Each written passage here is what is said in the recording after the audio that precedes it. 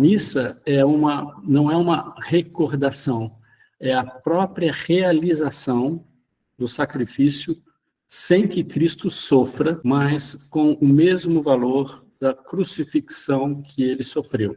É uma espécie de retorno àquele tempo, aquilo volta a acontecer de forma incruenta, mas tem mesmo peso que teve todas aquelas horas em que Jesus Cristo padeceu desde o momento em que foi preso até a sua morte. Bem, existem alguns aspectos teológicos que, mesmo para mim, não são claros, não vamos entrar neles, mas a parte da missa onde isso se dá é a consagração. Vamos entender, então, o que vem a ser a consagração. Consagrar, tornar sagrado, né? Fazer uma coisa pagã e divina. Para que a gente possa entender o que é essa consagração, nós precisamos de alguns conceitos que não estamos muito habituados a lidar, mas sem isto não vamos a lugar nenhum neste assunto. No credo niceno-constantinopolitano, já fala no fenômeno da transubstanciação. A consagração é a transubstanciação. Não tem termo mais simples que isso. Precisamos entender o que vem a ser a substância dos objetos que existem. Para isso, eu vou me valer um pouco de desenho. Deixa eu pegar aqui alguma coisa que eu preparei neste sentido, para que fique fácil para a gente. Vocês estão vendo esse desenho da cadeira? Eu preciso que alguém me fale, porque eu só estou vendo o desenho. Sim, estou vendo. Agora sim. Foi, Rodrigo. Ok, muito bem. Então, olha só, vamos pegar como exemplo a entidade cadeira, o objeto material que existe e que nós sabemos o que é. Essa entidade de material rígido que nós usamos possui uma ideia. Essa ideia, ela existe por si mesma num outro mundo, num mundo imaterial onde habita Deus e os anjos. Esta ideia de cadeira, ela é real, não é imaginação. Ela continuará existindo ainda que nós destruamos todas as cadeiras que existem no mundo. A ideia vai continuar existindo. E ainda que todos os seres humanos deixem de existir aqui na Terra, essa ideia vai continuar existindo. Então, existe uma permanência da existência de ideia de cadeira, independentemente da própria cadeira. São coisas distintas, mas estão inevitavelmente ligadas. Não tem como eu desligar a ideia de cadeira da própria cadeira. E não dá para eu ter uma cadeira sem ter a ideia de cadeira. As duas coisas estão ligadas naturalmente e nós não temos possibilidade de imaginar algo que seja diferente. É uma conexão natural entre o mundo material e o mundo imaterial. Bem, agora, na hora em que nós temos uma hóstia, nós temos a ideia de hóstia, antes dela ser consagrada. O padre pega a hóstia, um pedacinho de pão, que é trigo que foi triturado, foi amassado, foi condensado e prensado, no nosso caso. A hóstia é a prensa do trigo com água, simplesmente.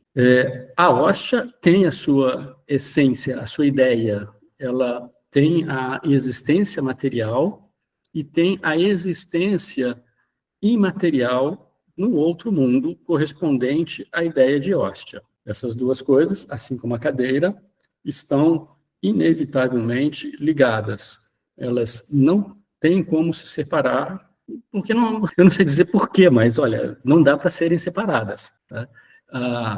O milagre da transubstanciação que ocorre quando o padre fala as palavras da consagração, isto é o meu corpo, ocorre o milagre da transformação da ideia, da substância da hóstia em Jesus Cristo. Na hora que é feita a consagração, a hóstia permanece igual, é a mesma aparência de hóstia, porém não é mais uma hóstia, é Jesus Cristo com a aparência de hóstia. A substância foi transmudada, os chamados acidentes, que é a aparência da hóstia, continuam iguais, mas aquilo que nós vemos é Jesus Cristo. Isso é um milagre, porque ocorre essa transformação da substância de hóstia para a substância de Jesus Cristo. O mesmo ocorre com o vinho,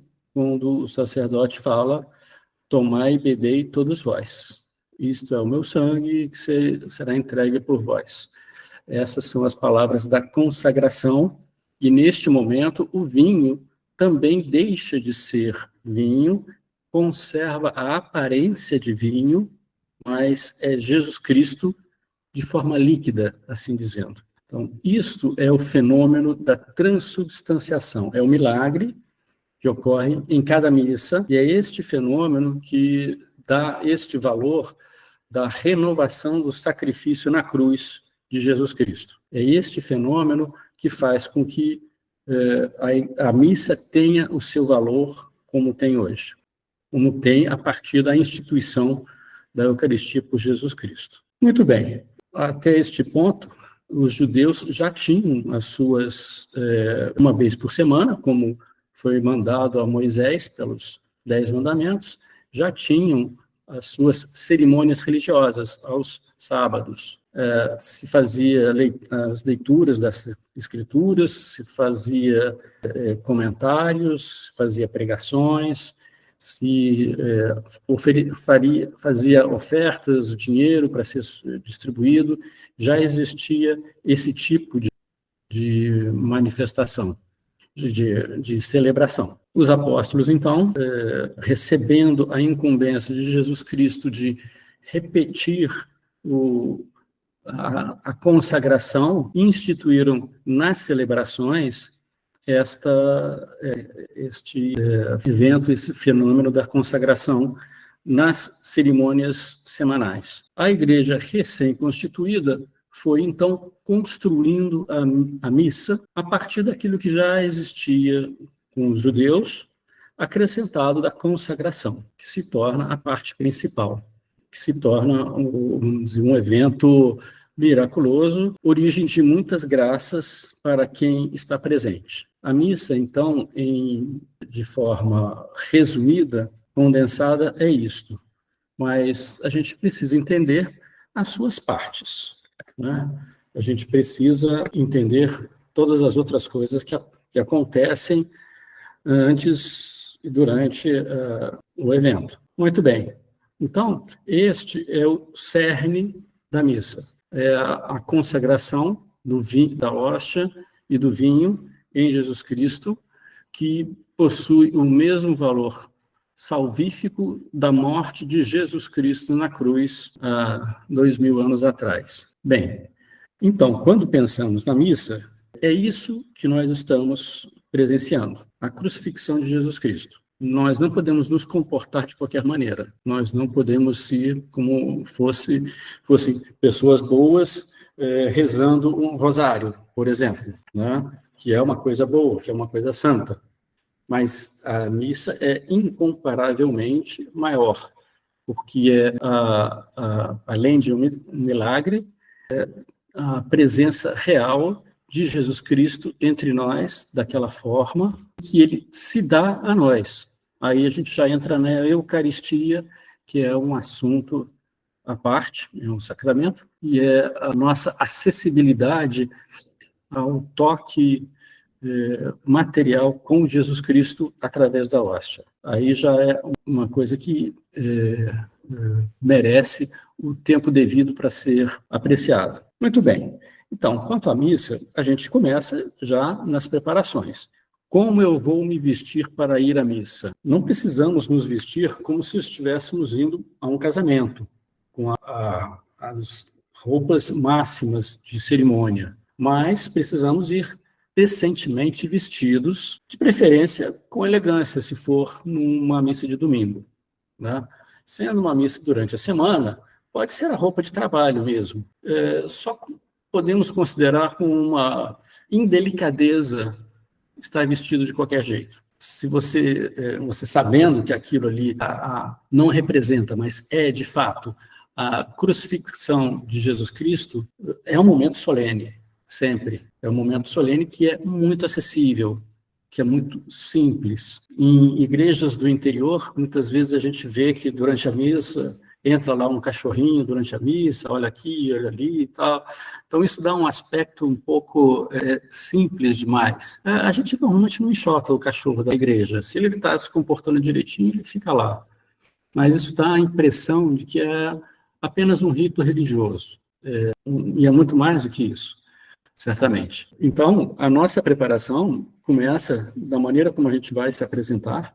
Quando a gente vai comungar, estando em graça, nós vamos observar o tempo de jejum de 1 hora entre a última coisa que a gente come e o momento da comunhão, que se dá entre 15 e 30 minutos, mais ou menos, dependendo de como a missa é celebrada, 20 e 40 minutos, é o tempo que nós precisamos observar o jejum. Esse jejum só é possível de ser quebrado com água, ou quem toma remédio, ou quem tem condições de saúde que necessita de alimentação. Fora isso, é válida para todas as pessoas. Todos temos obrigação de observar 1 hora. Se você se esqueceu, comeu algo e foi à missa, e não completou 1 hora, então não dá para comungar. Tá? Paciência, estamos na missa. Insistir em comungar numa situação dessas é uma falta, vamos dizer, é um ato egoísta. Então já tem alguma coisa errada aí. Se a gente tem que prestar atenção no relógio, enquanto a gente vai comer antes de ir à missa, para que se observe esse intervalo de 1 hora de jejum entre a última coisa que comemos e o momento da comunhão. Isso é uma coisa determinada pela igreja. A igreja que cria isso. Ela quer isto para que a pessoa já se prepare espiritualmente para o momento da comunhão. Houve tempos em que o intervalo era de 12 horas para a comunhão, sem comer nada. A pessoa precisava ficar em jejum as 12 horas para poder comungar. Depois esse tempo foi diminuindo. Né? Até que atualmente é apenas 1 hora, para que a pessoa se toque. Né? Opa, daqui a pouco eu vou comungar, então já está espiritualmente se preparando, observando esse jejum de 1 hora. É para isto. Tá? A finalidade é para que a pessoa tenha ciência do que ela vai receber. Quando a gente entra na igreja, a gente faz a genuflexão, que é encostar o joelho direito no chão. Quando a gente sai, a gente faz a mesma coisa. Cada vez que a gente passa diante do sacrário, nós fazemos a genuflexão. É verdade que na igreja estamos, quando o Santíssimo está presente, quando a hóstia consagrada está presente. Quando não há o Santíssimo, basta uma reverência com a cabeça, não precisa fazer a genuflexão. Mas não estamos em qualquer lugar, não estamos numa sala bonita, estamos numa igreja, não podemos nos esquecer disto.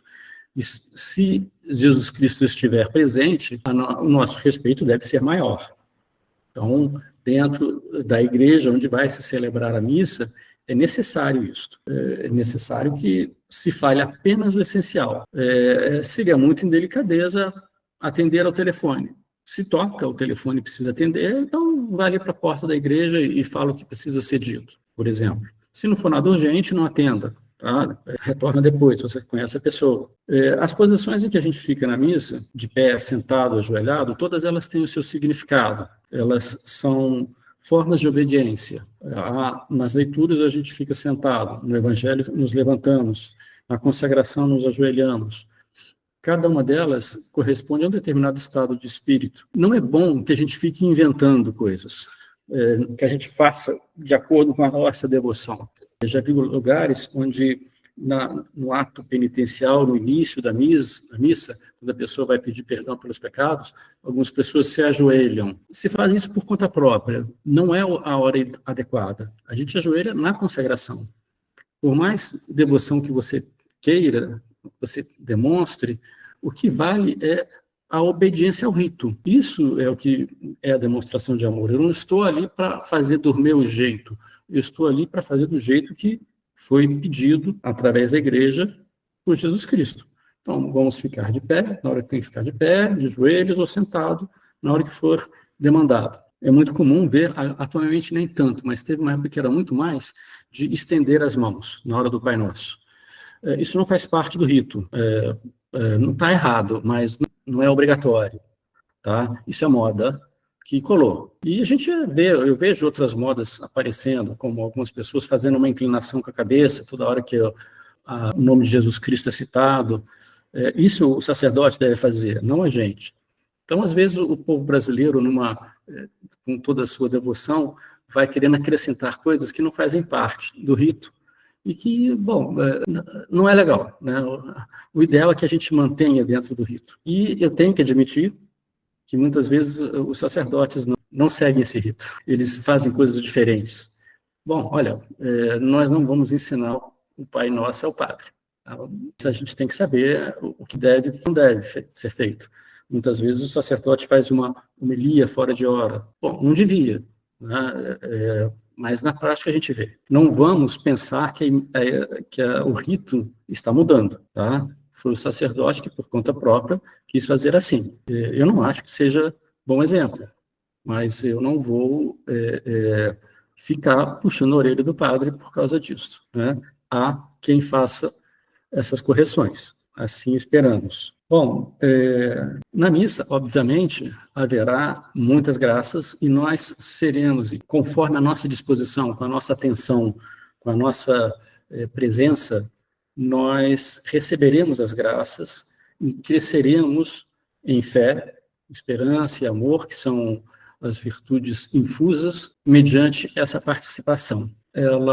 Essas infusões são feitas sem que a gente sinta, mas tendo fé no que a gente está participando, elas vão se acumulando e nós vamos nos tornando pessoas mais próximas de Deus.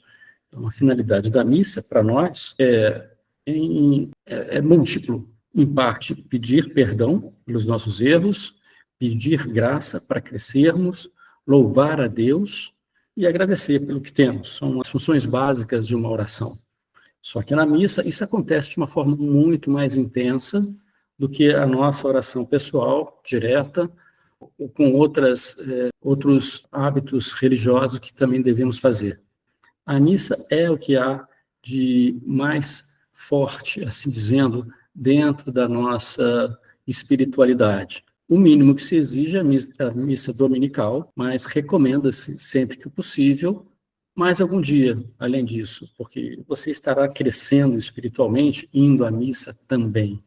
E mais ainda, quando você vai espontaneamente, sem que tenha sido pedido, uma visita extra, né? Um tempo extra que você vai dedicar a Deus e, obviamente, isso não ficará sem recompensa. Muito bem. A missa de domingo tem pequenas diferenças para a missa de semana. A missa da semana é mais curta. A missa da semana são 2 leituras, o Glória e o Credo. Na missa de semana é uma leitura só, não há o Glória nem o Credo. A menos que seja uma celebração especial, algum dia santo. Aí isso será incluído. Por isso que a missa de domingo é mais longa e geralmente as homilias também são mais longas. As partes da missa, então, elas são o rito inicial, ou liturgia de entrada, o rito da palavra, ou liturgia da palavra, o rito sacramental, ou liturgia eucarística, e o rito final. Essas são as partes. Esse é o corpo fixo, mas dentro desse corpo fixo há variações na forma de apresentação, conforme o dia e conforme o tempo litúrgico que se vive. O tempo do Natal, o tempo da Páscoa, o tempo da Quaresma. Isso vai tendo essas variações de acordo com o período que está se vivendo. O rito inicial é um momento... Assim, deixa-me abordar um assunto aqui que a gente sempre precisa saber. A missa de domingo é obrigatória para todos nós. E chegar atrasado, tem problema? Tem problema se foi um atraso evitável. A partir de que momento é considerado uma falta grave? Isso não está definido. Olha, bom, a gente deve estipular para nós mesmos como um limite. Olha, se eu não chegar até a segunda leitura eu vou deixar para assistir a missa mais tarde, para assistir ela inteira. Isso é uma sugestão, tá? A igreja não definiu a partir de que momento da missa ela vai ser considerada como sendo uma falta. Nós não temos isso. O que não pode nos deixar à vontade para chegar em qualquer horário. Continua sendo obrigatório a presença do começo ao fim, pelo menos na missa de domingo. Na missa durante a semana, não. Na missa durante a semana, chegar atrasado não chega a ser uma falta, tá? Algo incompleto, bom, se você quer assistir, então assistir desde o começo. Mas se houver algum atraso, também não significa que esteja errado. Pelo menos você já está fazendo algo a mais, que é ir durante a semana. O rito inicial, então, tem as pequenas partes. A que inicia antes do sinal da cruz se chama antífona de entrada. É uma oração curta que varia para cada dia, que o sacerdote faz. Muitas vezes ela nem é feita. Eu observo isso. Nas missas, o sacerdote já começa fazendo o sinal da cruz.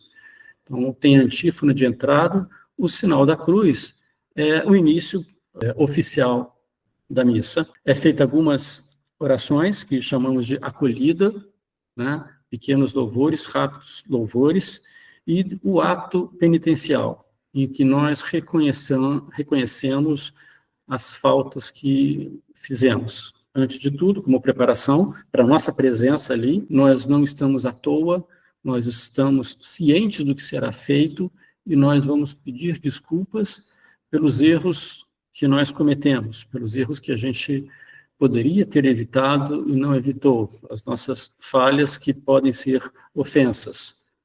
Aí, obviamente, se inclui todas as falhas. O ideal é que ninguém tenha uma falta grave, que ninguém tenha cometido um pecado grave. Neste caso, não é possível a comunhão. É permitida a permanência, e é permitida e necessária, ainda que se esteja em pecado grave, a presença na missa de domingo continua sendo exigida. Ainda que você não vá comungar, pelo menos você está presente. Senão, seria uma falta a mais. Então, a gente já ciente do que está por vir, nós fazemos o nosso ato penitencial e procuramos rever as coisas que fizemos erradas, que temos consciência e temos o propósito de nos empenhar em evitar aquilo. Em seguida, vem a primeira leitura, geralmente se refere a algum trecho do Antigo Testamento. Depois, em seguida, vem o Salmo responsorial, que é tirado dos Salmos, né, a quase totalidade das vezes. O Salmo foi originalmente feito para ser cantado. A música faz parte do rito litúrgico, da missa, faz parte.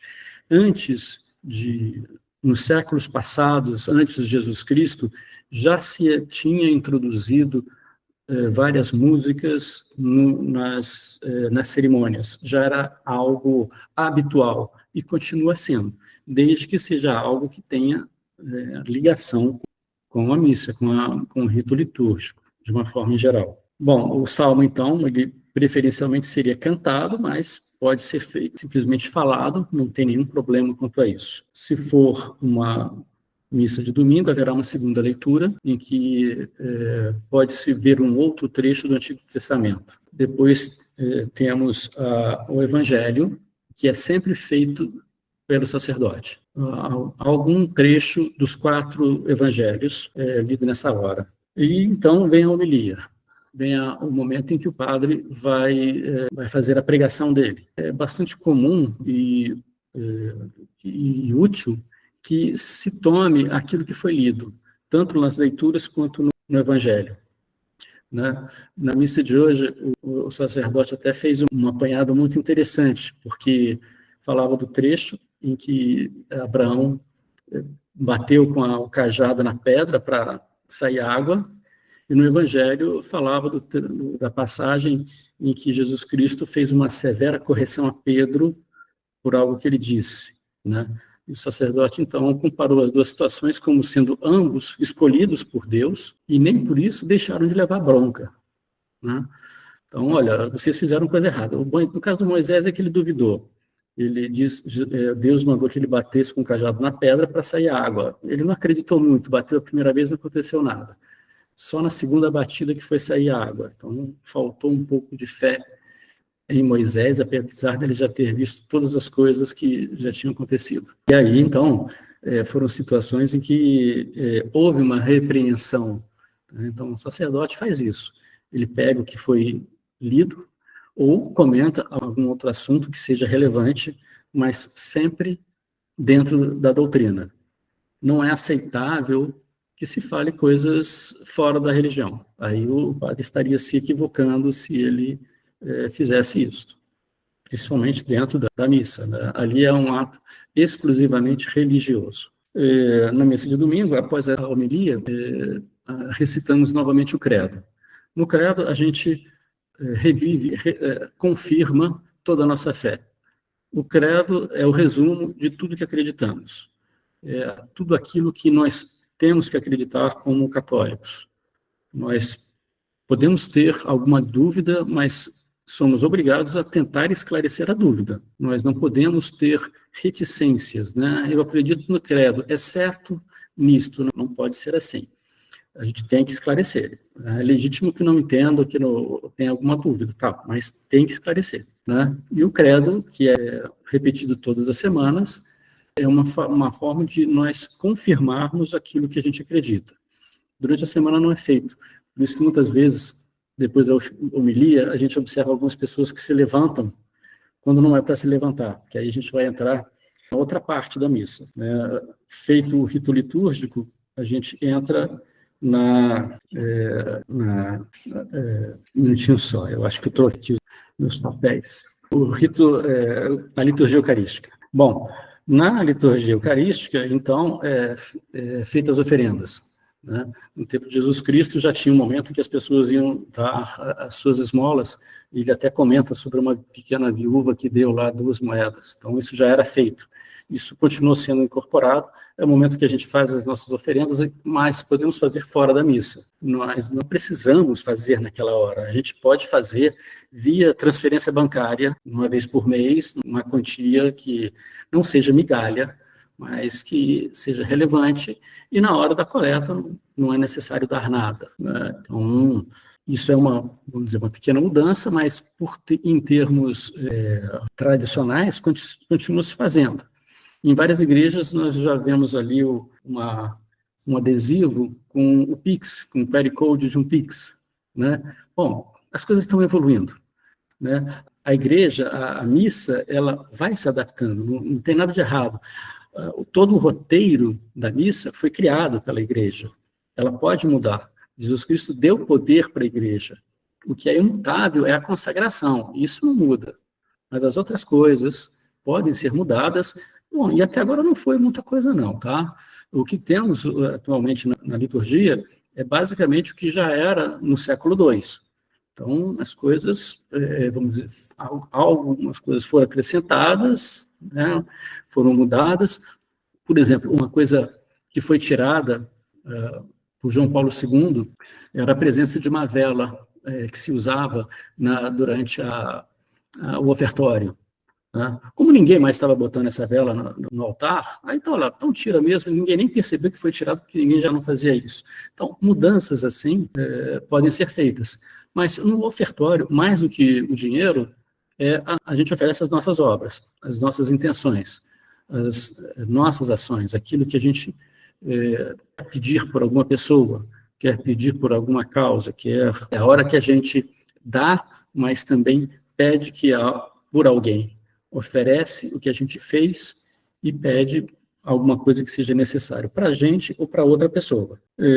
Após as oferendas, há uma série de orações em que o sacerdote faz, até mesmo fora do microfone, sem que a gente ouça, mas são orações que têm a sua variação, mas têm a sua, vamos dizer, são fixas de certa forma também.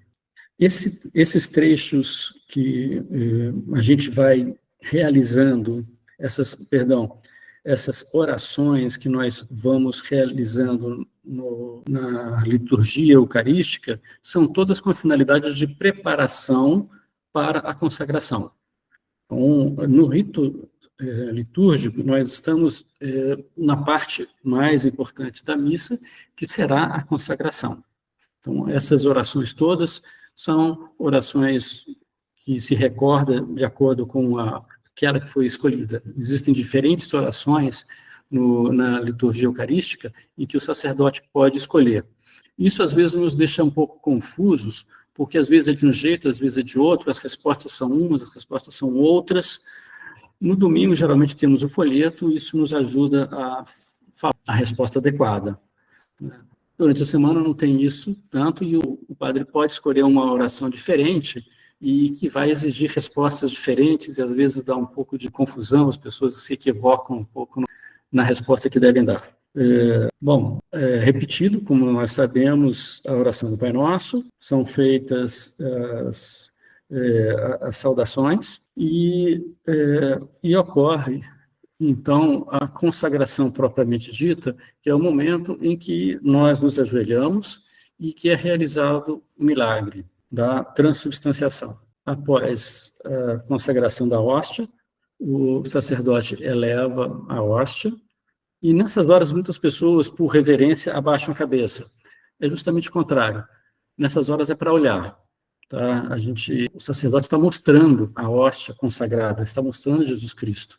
Essa é um momento alto da missa, em que nós podemos olhar e termos a nossa contrição pelos pecados, pela oração, pelo que a gente está passando ali, pelo que a gente está vivendo, procurando viver como se fosse a única vez da nossa vida. Cada missa tem que ser única. Nós precisamos nos esforçar para vê-la assim e não fazer com que ela seja algo rotineiro. Isso é algo que a gente precisa se esforçar, porque, naturalmente, tudo que se torna rotina passa a ser feito de uma forma um pouco mecânica. É uma limitação humana. Só vamos ficar vigilantes para que isso não se torne algo puramente mecânico. Nós precisamos ter atenção e ver como se cada vez fosse a única que nós estivéssemos vendo. Feita a consagração, são feitas mais algumas orações, e em seguida feita então aquelas filas para a comunhão, para recebermos no estado de graça o próprio Jesus Cristo, porque ele falou para que fizéssemos isto. A forma adequada é receber a comunhão diretamente na boca, porque mesmo que fique um fragmento da hóstia, neste fragmento está Jesus Cristo inteiramente como na parte maior. Quando se divide a hóstia, não se divide o corpo, eles são Jesus Cristo inteiro em cada uma das partes. Se for uma parte pequena, estará Jesus Cristo inteiro naquela parte. Por isso, o nosso cuidado em receber a Eucaristia. Um fragmento que possa ser perdido, será Jesus Cristo que está sendo perdido ali, e a gente não pode permitir isso de uma forma negligente. É necessário ter o cuidado, e um cuidado é receber na boca, não é contraindicado receber na mão, é permitido. Mas, para evitar situações como essa, em que haja algum resíduo da hóstia, recomenda-se que seja na boca. Em seguida, nós voltamos para o nosso lugar e, nesse momento em que a gente está em contato físico com Deus, deveria ser um momento muito especial. Eu admito que isso não costuma ser tão valorizado. Os cantos podem, talvez, distrair, as pessoas, às vezes, não se dão conta do que está se passando, mas esse seria o momento em que nós deveríamos ter a nossa oração o mais intensa possível, porque nós estamos diretamente conectados com Deus, através da hóstia. Nós fazemos essa conexão por oração, sem a comunhão também. Mas com a comunhão, nós estamos fisicamente ligados. E é a hora de pedir, de falar, de estar presente. Mas é um termo que dentro da igreja, dentro da própria missa, não tem o seu espaço reservado, né? Assim que se termina a distribuição da comunhão, o padre faz a preparação, termina a comunhão com o que sobrou do vinho, das hóstias, limpa tudo e a gente faz as orações finais. Não existe um período próprio na missa para isto, mas nós podemos fazer isso. Existe esse intervalo entre o momento que a gente recebe e o momento em que o padre fala, oremos, em que nós vamos nos levantar para as últimas orações e a bênção final. Existem alguns minutos aí, que é o tempo em que a hóstia permanece conosco. A presença de Deus na hóstia, ela se desfaz quando desaparece a aparência da hóstia. Ela existe apenas enquanto há aparência. Quando ela é digerida, já não está mais fisicamente presente. Ela estará ali naqueles minutos após a recepção da comunhão, em que nós devemos procurar estar mais intensamente ligados a Deus, independentemente do que está acontecendo. Né? É um momento que a gente pode até ficar ajoelhado após a comunhão, para que isso nos ajude a ter esse momento de intimidade com Deus. Após a comunhão, então, há poucas coisas, o padre faz essa oração final, faz os comunicados, que pode ser feito a respeito da ocorrência da paróquia, as novidades, alguma coisa que precisa ser divulgada para todos, faz a bênção final e termina a missa com o sinal da cruz. E aí, então, a gente vai embora. A gente vai para casa, mantendo toda a reverência que tivemos quando chegamos, né? Fazendo a genuflexão ao entrar, mantendo silêncio até a saída da igreja. Tá? Bom, então, dessa forma, nós fazemos aqui uma avaliação, uma explanação sobre o que vem a ser a missa. Eu vou interromper a gravação e a gente conversa um pouquinho sobre o que vocês quiserem perguntar.